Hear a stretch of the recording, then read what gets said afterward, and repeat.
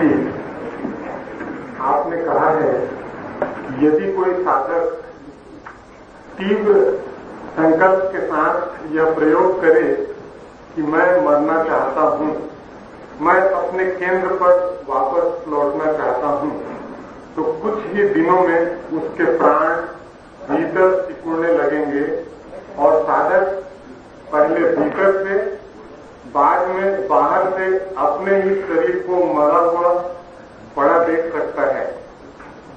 तब उसका मृत्यु का भय सदा के लिए मिट जाता है। तो प्रश्न है कि क्या इस स्थिति में वापस पुनः शरीर में सुरक्षा पूर्वक लौट सकें, इसके लिए किसी विशेष तैयारी व सावधानी की आवश्यकता है, या वापस लौटना आप ही आप हो जाता है? कृपया इस पर प्रकाश डालें।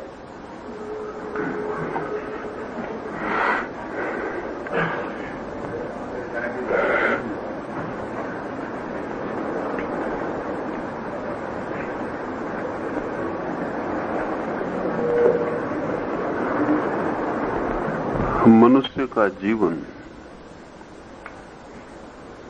बहुत अर्थों में उसके मन का ही जीवन है, जिसे हम शारीरिक घटना समझते हैं, वो भी गहरे में मानसिक घटना ही होती है। शरीर पर जो भी प्रकट होता है उसका जन्म भी मन में ही होता है। इस संबंध में दो चार बातें समझ लें तो फिर जो प्रश्न पूछा है वो समझना आसान होगा।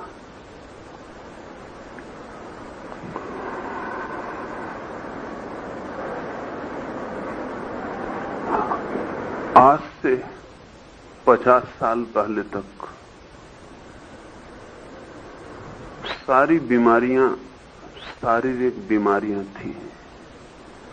इन 50 सालों में बीमारी के संबंध में जितनी समझ बढ़ी, उतना ही बीमारी का अनुपात शारीरिक कम होता गया और मानसिक ज्यादा होता गया। आज तो बड़े से बड़ा शरीरवादी भी ये स्वीकार करने को राजी है कि 50% से ज्यादा बीमारियां मानसिक हैं।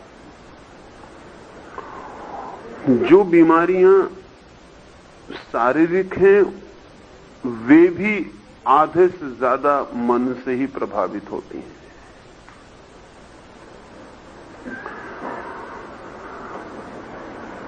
मन ही हमारे व्यक्तित्व का आधार बिंदु है। वहीं से हम जीते हैं, वहीं से हम बीमार पड़ते हैं, वहीं से हम मरते हैं। इसलिए संकल्प का बड़ा मूल्य है। सम्मोहन का प्रयोग अगर आपने कभी देखा हो तो सम्मोहन की दो तीन छोटी सी बातें इस संबंध में ख्याल लेने जैसी हैं। अगर एक सम्मोहित व्यक्ति को, जो मूर्छित है, और सम्मोहित व्यक्ति का अर्थ इतना ही होता है कि जिसका चेतन मन सो गया है और जिसका अचेतन मन जाग गया है। जिसका चेतन मन सो जाता है वो संदेह करना बंद कर देता है, क्योंकि समस्त संदेह चेतन मन तक ही होते हैं। और हमारे मन के अगर हम 10 खंड करें तो 1 खंड चेतन है, 9 खंड अचेतन है। हमारे मन के 9 हिस्से तो अंधेरे में अचेतन में हैं और एक सिर्फ छोटा सा हिस्सा जागा है, चेतन है। ये चेतन मन ही संदेह करता है, विचार करता है, सोचता है। अगर ये चेतन मन सो जाए तो फिर नीचे जो 9 खंड मन के रह जाते हैं वो सिर्फ स्वीकार करते हैं, वहां कोई संदेह नहीं है। तो सम्मोहित अवस्था का अर्थ है कि आपका संदेह करने वाला मन सुला दिया गया और अब आपका निसंदिग्ध रूप से भाव करने वाला मन ही शेष रह गया।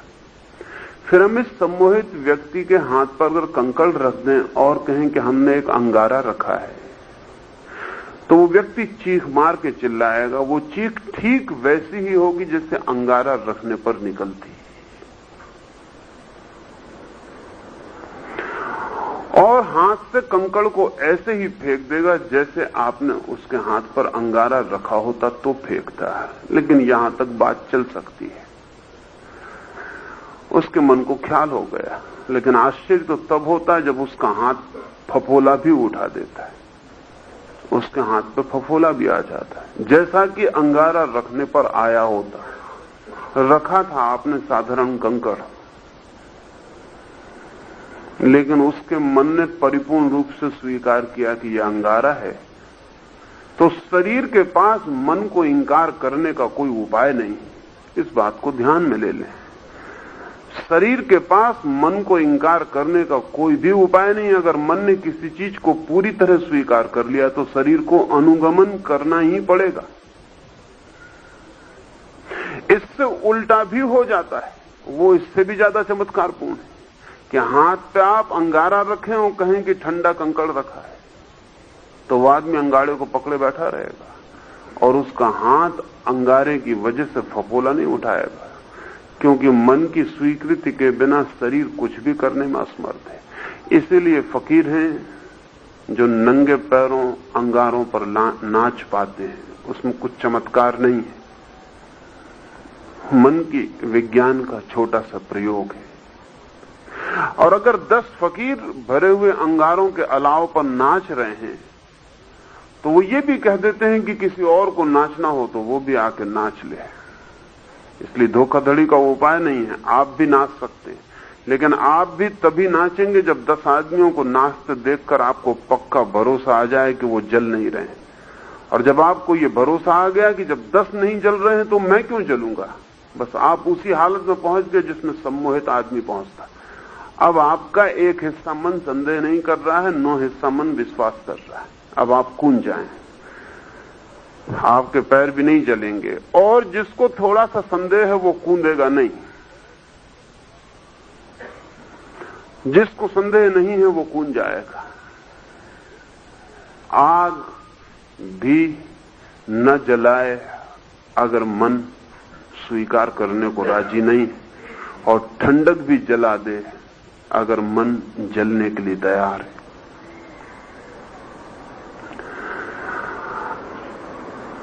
सम्मोहन के प्रयोग बड़े मन के संबंध में गहरे सत्यों को प्रकट करते हैं।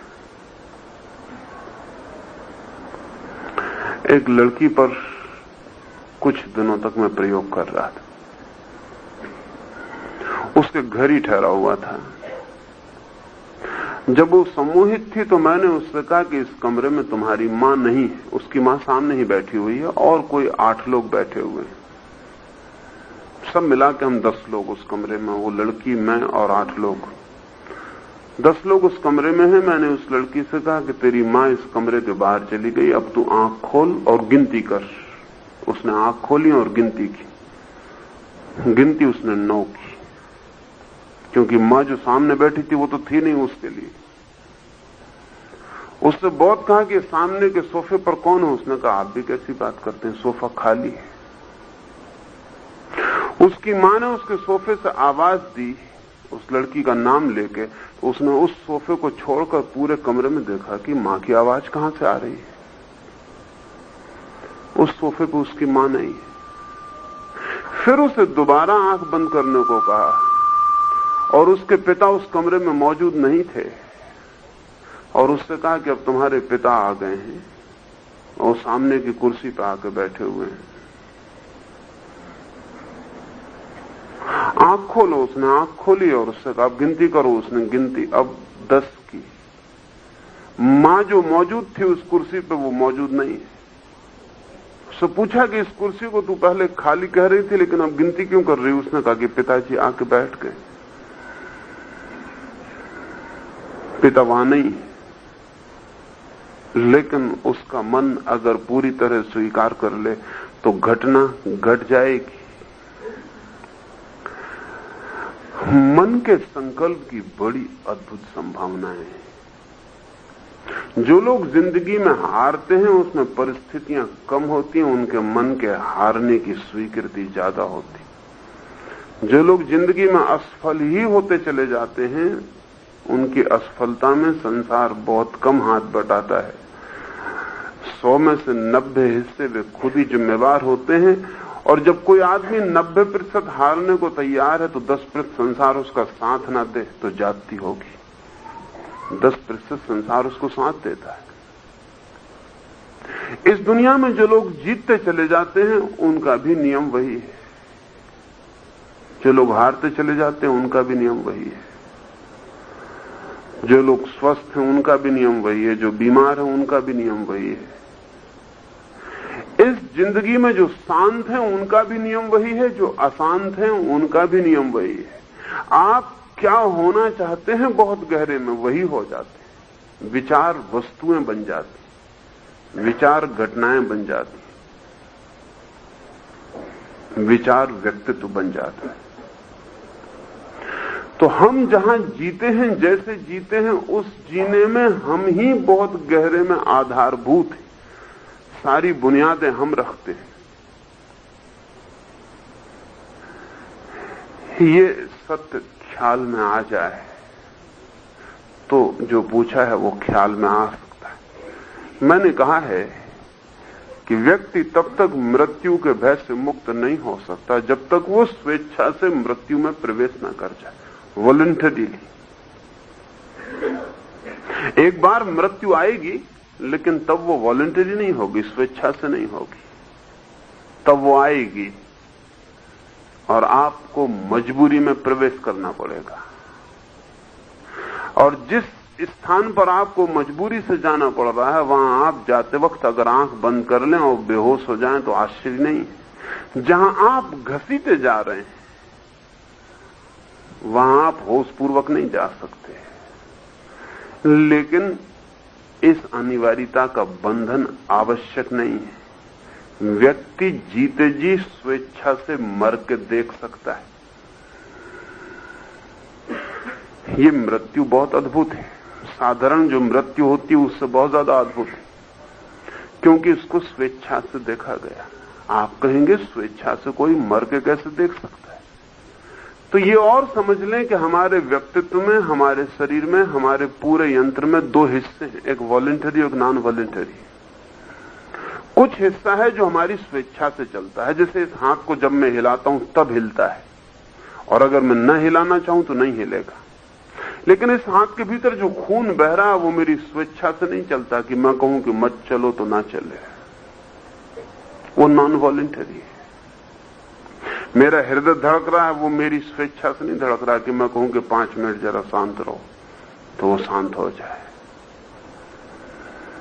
मेरी नाड़ी चल रही है वो स्वेच्छा से नहीं चल रही। मेरे पेट में पाचन हो रहा है वो स्वेच्छा से नहीं हो रहा कि मैं कहूं कि आज पाचन मत करो, बंद रखो, तो पेट बंद रखते। हमारे व्यक्तित्व के संस्थान के दो हिस्से हैं, स्वेच्छा से चलने वाला और स्वेच्छा के अतीत चलने वाला।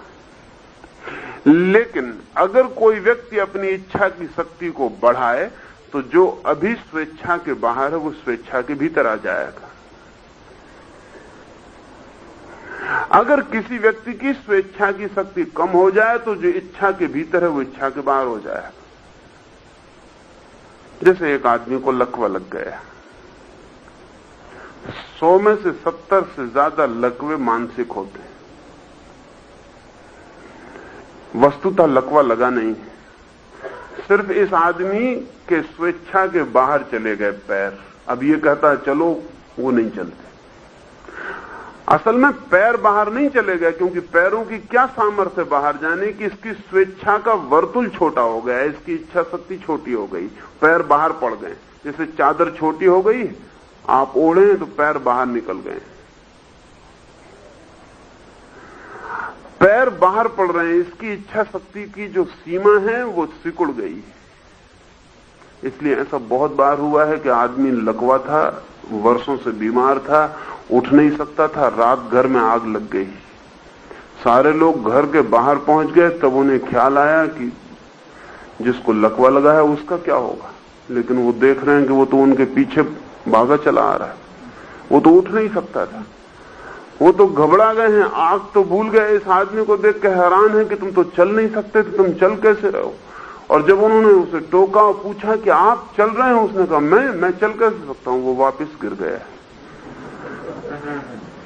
आग की चोट और आग की घबराहट में उसकी स्वेच्छा का व्रत बड़ा हो गया, पैर भीतर आ गए चादर के, वो निकल आया। बाहर आकर उसे याद आई कि मैं चल कैसे सकता हूं। उसका स्वेच्छा का व्रत फिर छोटा हो गया, पैर फिर बाहर पड़ गए। नाड़ी की गति भी स्वेच्छा के भीतर आ जाती है। ऐसा नहीं कि बड़े बड़े योगियों की आ जाती, आपकी भी आ सकती है, और कोई बहुत बड़े प्रयोग करने की जरूरत नहीं है। बैठ के 1 मिनट भर नाड़ी की गति घड़ी रख के नाप लें, फिर 10 मिनट तक आंख बंद करके सिर्फ भाव करें कि नाड़ी की गति बढ़ रही है, फिर 10 मिनट के बाद नापें, और शायद ही ऐसा एक आधा आदमी हो जिसकी ना बढ़ जाए।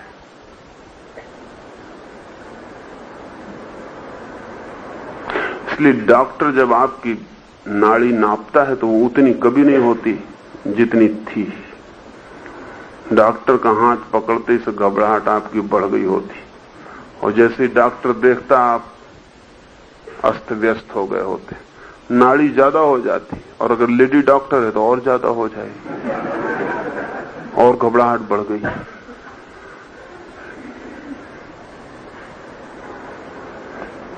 हृदय की धड़कन भी स्वेच्छा के भीतर आ जाती, करीब करीब बंद होने की सीमा पर पहुंचाई जा सकती है। वैज्ञानिक प्रयोग हो चुके हैं और स्वीकृत हो गए हैं कि यह हो सकता है। आज से कोई 40 साल पहले बंबई मेडिकल कॉलेज में ही ब्रह्म योगी नाम के व्यक्ति ने हृदय की सारी गति को बंद करके डॉक्टरों को चकित कर दिया था। फिर ऑक्सफोर्ड में भी उसने प्रयोग किया, फिर कलकत्ता यूनिवर्सिटी में भी प्रयोग किया। वो 3 काम कर सकते थे। नाड़ी बिल्कुल बंद कर लेते थे, न केवल नाड़ी बंद कर लेते थे बल्कि अगर उनकी रक्त वाहिनी नस को काट दिया जाए तो जब तक वो कहता तब तक खून गिरता, और जब वो कहता तो रुक जाओ तो खून वहीं ठहर जाता। फिर एक बूंद खून उसकी कटी हुई नस से बाहर नहीं निकल सकता था।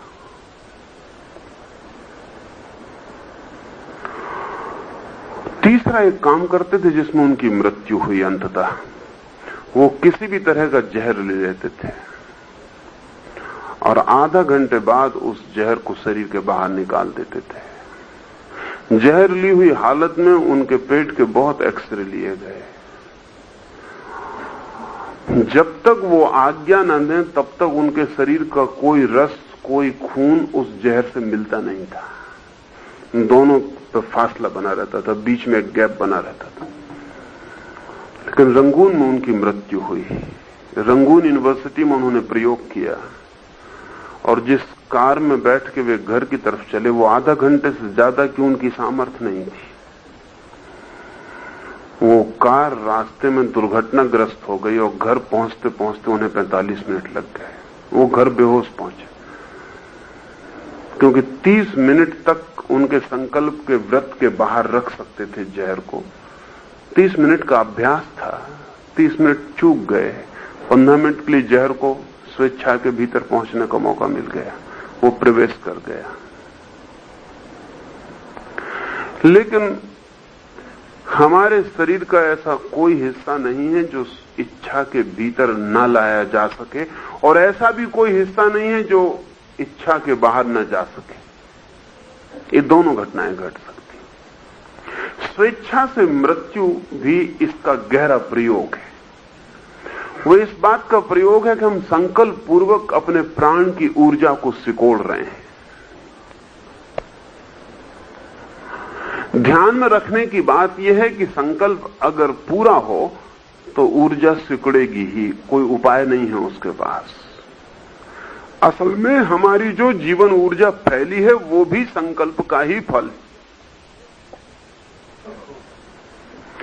वैज्ञानिक कहते हैं कि जहां आपकी आंखें हैं, आमतौर से हम सोचते हैं कि चूंकि यहां आंखें हैं इसलिए हम देख लेते हैं, लेकिन वैज्ञानिक कहते हैं कि सच्चाई उल्टी है।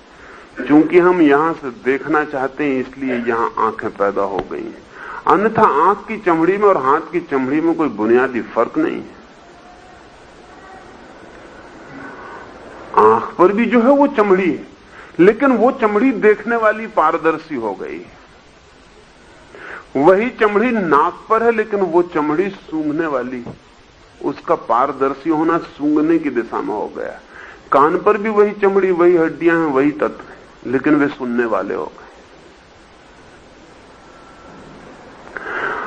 ये भी हमारे संकल्प के ही परिणाम है। करोड़ों वर्षों में, लाखों वर्षों में हमने जो संकल्प किया है वो फलित हो गया। एक व्यक्ति का संकल्प नहीं है, कलेक्टिव विल है, समूह संकल्प है, पीढ़ी दर पीढ़ी ऐसा होता रहा है। वो संकल्प फलित हो गया। रूस में अभी एक स्त्री है जो उंगलियों से पढ़ पाती है।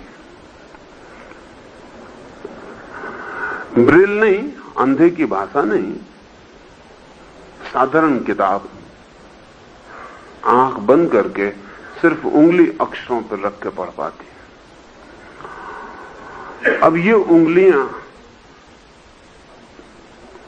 जीवन भर प्रयोग करने से इतनी संवेदनशील हो गई हैं कि जरा सी काली रेखा के भेद को भी कोरे कागज से अलग कर पाती है। हमारी उंगलियां इतना नहीं कर पाएंगी। एक चित्रकार जब देखता है रंगों को तो हमें सिर्फ हरे वृक्ष दिखाई पड़ते हैं, उसे 1000 ढंग के हरे वृक्ष दिखाई पड़ते हैं। हरे में भी 1000 शेड होते हैं। साधारण आदमी के लिए हरा एक रंग है। चित्रकार के लिए जिस रंगों की संवेदनशीलता है उसके लिए हरा एक रंग नहीं है, हरा भी 1000 रंग। एक हरे और दूसरे हरे में उतना ही फर्क है जितना हरे और पीले में, हरे और लाल में फर्क है। लेकिन उतने बारीक सेट देखने के लिए आंखों की एक विशेष संवेदनशीलता चाहिए, वो हमें नहीं दिखाई पड़ती। एक संगीतज्ञ को स्वरों की बहुत बारीक स्थितियां दिखाई पड़ती जो हमें कभी पकड़ में नहीं आती। संगीतज्ञ को न केवल स्वरों की बारीक स्थितियां दिखाई पड़ती हैं, बल्कि दो स्वरों के बीच में जो अंतराल होता है, जो शून्य होता है, वो भी अनुभव होने लगता है।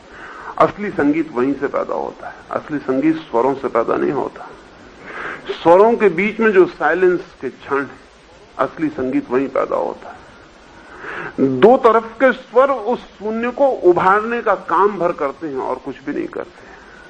लेकिन उस शून्य का हमें कोई पता नहीं। संगीत हमारे लिए शोरगुल है, आवाजें।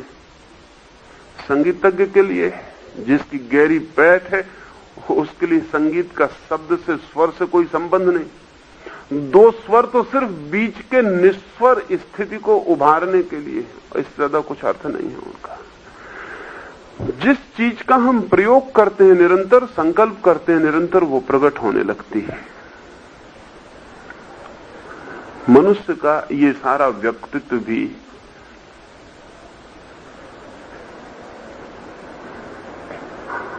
पक्षियों का, पौधों का, पशुओं का सारा व्यक्तित्व उनके संकल्प का ही फल है। हम जो गहरा संकल्प करते हैं, हम वही हो जाते हैं। रामकृष्ण के जीवन में एक उल्लेख है जो कीमती है। रामकृष्ण ने अपने जीवन में 5-7 धर्मों की साधनाएं की। उनको यह ख्याल आया कि सभी धर्म एक ही जगह पहुंचा देते हैं, तो मैं सभी रास्तों को चलकर देखूं कि वहां पहुंचा देते हैं कि नहीं पहुंचा देते। तो उन्होंने ईसाईयत की साधना की, उन्होंने सूफियों की साधना की, उन्होंने वैष्णवों की साधना की, उन्होंने शैवों की साधना की, तांत्रिकों की साधना की, जो भी उन्हें उपलब्ध हो सकी साधना वो उन्होंने की। एक बहुत अद्भुत घटना तो तब घटी क्योंकि ये सारी साधनाएं तो आंतरिक थी, पता नहीं चल सका। रामकृष्ण कहते थे तो ठीक था। जब रामकृष्ण सूफियों की साधना करते थे, तब हम कैसे बाहर से जाने कि उनके भीतर क्या हो रहा है। लेकिन फिर एक ऐसी साधना की पद्धति से वो गुजरे कि बाहर के लोगों को भी देखना पड़ा कि कुछ हो रहा है। बंगाल में एक सखी संप्रदाय है जिसका साधक अपने को कृष्ण की प्रेयसी या पत्नी मानकर ही जीता है, सखी ही हो जाता है। वो पुरुष है या स्त्री ये सवाल नहीं है, पुरुष एक ही रह जाते हैं कृष्ण, और साधक उनकी प्रेयसी होकर, उनकी राधा बनके, उनकी सखी बनके जीता है। 6 महीने तक रामकृष्ण ने सखी संप्रदाय की साधना की, और आश्चर्य तो ये हुआ कि उनकी आवाज स्त्रीण हो गई। अगर वो दूर से बोलें तो कोई भी ना समझ पाए कि वो पुरुष है। उनकी चाल स्त्रीण हो गई। असल में स्त्री और पुरुष एक जैसा चल ही नहीं सकते, क्योंकि हड्डियों के कुछ बुनियादी फर्क है, चर्बी का कुछ बुनियादी फर्क है। स्त्री को चूंकि पेट में बच्चे को रखना है, इसलिए उसके पेट में एक विशेष जगह है जो पुरुष के पास नहीं है, इसलिए उन दोनों की चाल में फर्क हो जाता है, उनके पैर अलग ढंग से पड़ते हैं। कोई स्त्री कितनी ही संभल के चले, उसका चलना कभी पुरुष जैसा नहीं हो सकता। स्त्री कभी पुरुष जैसा नहीं दौड़ सकती, कोई उपाय नहीं। उसके ढांचे का भेद है। लेकिन रामकृष्ण स्त्रियों जैसा दौड़ने लगे, स्त्रियों जैसा चलने लगे, स्त्रियों जैसी आवाज हो गई। यहां तक भी ठीक था कि कोई आदमी चाहे कोशिश करके स्त्रियों जैसा चलता हो, कोई आदमी कोशिश करके स्त्रियों जैसा बोलता हो, लेकिन और भी हैरानी की बात हुई, रामकृष्ण के स्तन बड़े हो गए और स्त्रीण हो गए। यहां तक भी बहुत मामला नहीं था, क्योंकि बहुत लोगों को वृद्धावस्था में स्तन बड़े हो जाते हैं, पुरुषों को भी। लेकिन रामकृष्ण को मासिक धर्म शुरू हो गया, जो कि बहुत चमत्कार की घटना थी, और नियमित स्त्रियों की भांति उसका वर्तुल चलने लगा। ये मेडिकल साइंस के लिए बहुत चिंतनीय घटना थी कि ये कैसे हो सकता है। और रामकृष्ण ने 6 महीने के बाद जब साधना छोड़ दी, तब भी उनके ऊपर कोई 1.5 साल तक उसके असर रहे। 1.5 साल लग गया उसको वापस विदा होने। संकल्प, अगर रामकृष्ण ने पूरे मन से ये मान लिया कि मैं सखी हूं कृष्ण की, तो व्यक्तित्व सखी का हो जाएगा। यूरोप में बहुत से ईसाई फकीर हैं जिनके हाथ पर स्टिग्मेटा प्रकट होता। स्टिग्मेटा का मतलब है कि जीसस को जब सूली दी गई तो उनके हाथों में खीले ठोंके गए। खीले ठोंकने से उनके हाथ से खून बहा।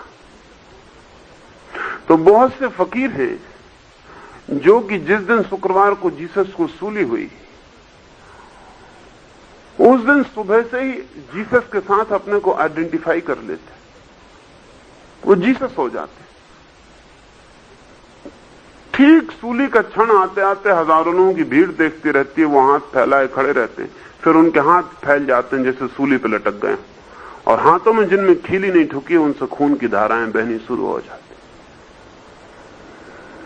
वो इतने एकाग्र संकल्प से जीसस हो गए हैं, और सूली लग रही है, सूली लग गई है तो हाथ से छेद होकर खून बहने लगता है, बिना किसी उपकरण के, बिना किसी छेद किए, बिना कोई खिला चुभाए।